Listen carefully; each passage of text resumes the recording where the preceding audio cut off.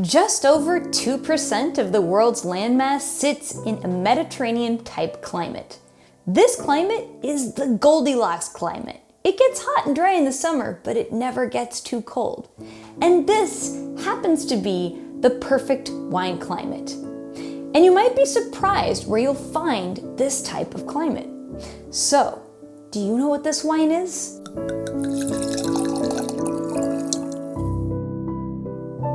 The wine in my glass comes from somewhere in the world. Let's see if we can figure out what it is and where it's from. This is a deep purple ruby color. It looks like lots of extraction. These must be warmer climate grapes and probably with thick skins and higher tannins. Now for some more clues. Black cherry, pencil lead, chocolate, violet, black currant, and a touch of green peppercorn. Those whiffs of pencil lead and green peppercorn tell me we have elevated methoxypyrazines. These are associated with a family of grape varieties from France. Let's check the structure. Yup, this is moderately full-bodied with moderately high acidity and a refined, velvety, chocolatey tannin structure. The chocolate note makes me think of oak, and there's a minty note in the aftertaste. This, to me, tastes like the work of a master blender. So, what do you think it is? Is it a Cabernet Bordeaux-Style blend, a Malbec Cabernet blend, a Syrah-based blend, or a Merlot Bordeaux-Style blend?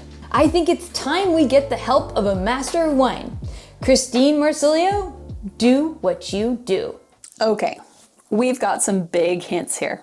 First of all, we don't have a black pepper note, and that's normally something we'd associate with Syrah. But we do have a purple edge, and we have violet notes, and that fits really well with Malbec. But we'd expect a bit more meatiness. The key here are those green herbal notes. Those point to Cabernet Sauvignon, as does the black currant note. However, these tannins are smooth and velvety, and it has a lot of mid-palate heft.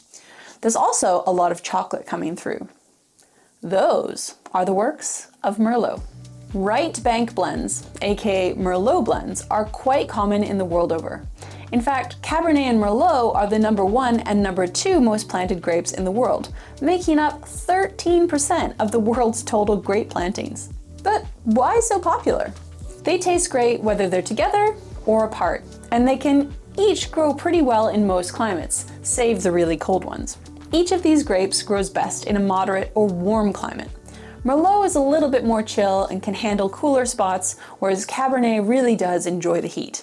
And that's why we often find Cabernet grown on gravelly soils, as they drain well and provide extra warmth.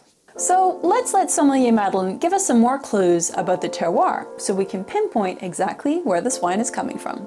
Okay, looking at it, the color is really extracted and purple. We see this in Bordeaux blends growing in alluvial soils, often with some gravel. On the nose, I really get a ton of fruit up front.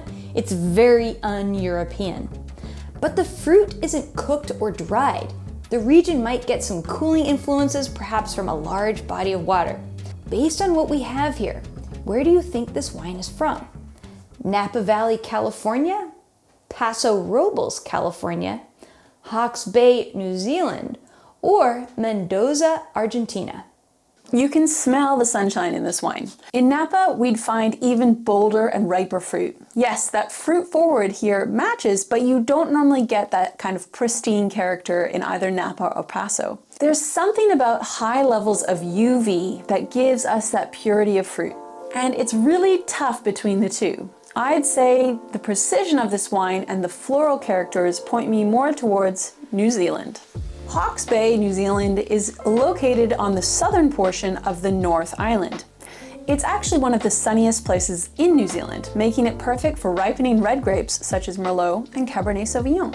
So how is it that this little piece of isolated heaven can produce wines that stump wine aficionados into thinking they're drinking Bordeaux? Well, the gravelly soils found in the subregion of Gimblett gravels are similar to what we see in Bordeaux. So what are we tasting? Give us the big reveal, Madeline, please. Today we're tasting Craggy Range to Kahu from Hawke's Bay. This is a blend of 69% Merlot, 13% Cabernet Sauvignon, 10% Cabernet Franc, 4% Malbec, and 4% Petit Verdot. Craggy Range started in 1998 and is a family winery. From the start, the Peabodys invested heavily into establishing new vineyards in the Gimblett Gravels area, which is in Hawke's Bay. So there you have it. We are one glass deeper into the fascinating world of wine. And if you want to taste along, check out Wine Folly Club. And we've got more videos like this coming up, so don't worry, subscribe, and you can learn more about wine. Until next time, happy tasting. Salut!